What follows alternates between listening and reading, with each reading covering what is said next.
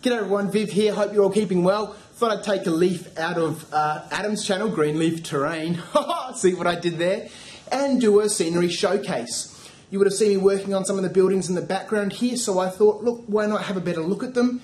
This set will be going up for sale shortly on eBay, along with some other sets that I've been working on and some miniatures that I've mentioned before in other videos that I've got hanging around that I need to clear out. So, just need to pull my finger out and get around to doing that.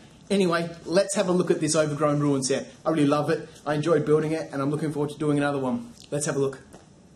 So the concept behind this set was to have sort of like a ruined city that had been overgrown and taken over, whilst at the same time still being able to allow the pieces to be used. So there's one pond, and if I did this differently, I probably wouldn't put the barrels into the pond, because that really sort of gives, at least this piece, a very sort of significant theme. If the barrels weren't there, it would have fit into any sort of fantasy setting or any Lord of the Rings setting or any sort of game setting that required some sort of sludgy pond. It has 4 small buildings, 1, 2, 3, and on the other side 4 small buildings. This larger one on the right hand side here, that has a complete sort of corner to it, and 2 large buildings, plus a rock outcropping. We'll have a closer look at each of these pieces, but just before we do that, they've all been finished in the same sort of theme, static grass, tufts, clump foliage, commercial trees from Hecky and Woodland Scenics, a little bit of rock scatter around the bottom, and I've tried to, wherever possible, add a few details like some static grass growing in the buildings, again, just to give that impression that it has been abandoned and overgrown. All of the buildings have fairly significant weathering on them. Now, I've mentioned before that the weathering is not entirely realistic, but it really gives that appearance that the building has been there for a long, long time. Let's have a closer look at some of these pieces. Really happy with how the rocks on this came up. There's obviously the 3 boulders there, and plus a bunch of trees. I've tried to leave places around the model where you can sort of sneak models in, so whether you're playing with area terrain or line of sight, you can sort of duck models behind the trees or into the little rock outcropping areas, sitting in behind the trees and all that sort of stuff. Really happy with how the textures come up. You would have seen how I've done that in previous videos that I have on my channel, but this is probably one of my favourite pieces, and the next favourite piece we'll have a look at right now. This is the front of the cathedral. There's 2 sections to these big buildings, and the big buildings all have this tile work on the inside. But I love this piece from one perspective, or for one reason only, and that's this archway down the bottom here. I'll see if I can grab a good picture for you, and I'll pop that up now if I can.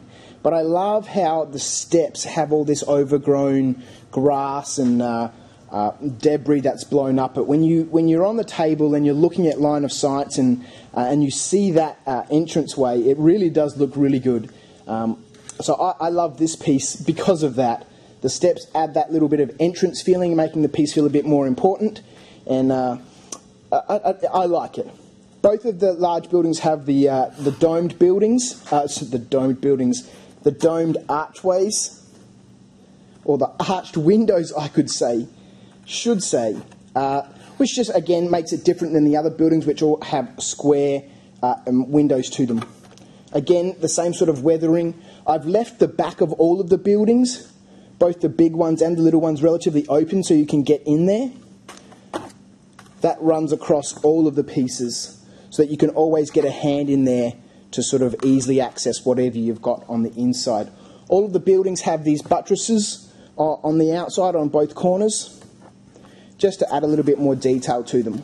Overall, the set works very well. There's enough pieces here to flesh out a 6x4 table. They're all identical in the terms of their foliage and flocking and building.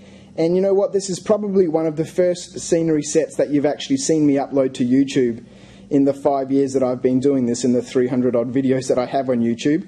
It's probably the first time that you've actually seen a complete scenery set from me, which is pretty amazing for me. So like I just said, this is probably the first time that you've actually seen a complete scenery set from me.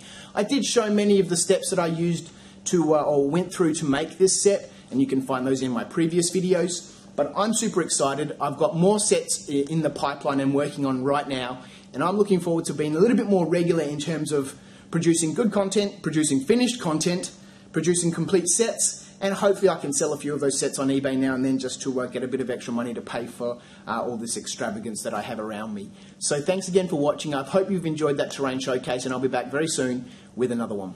Thanks. Bye.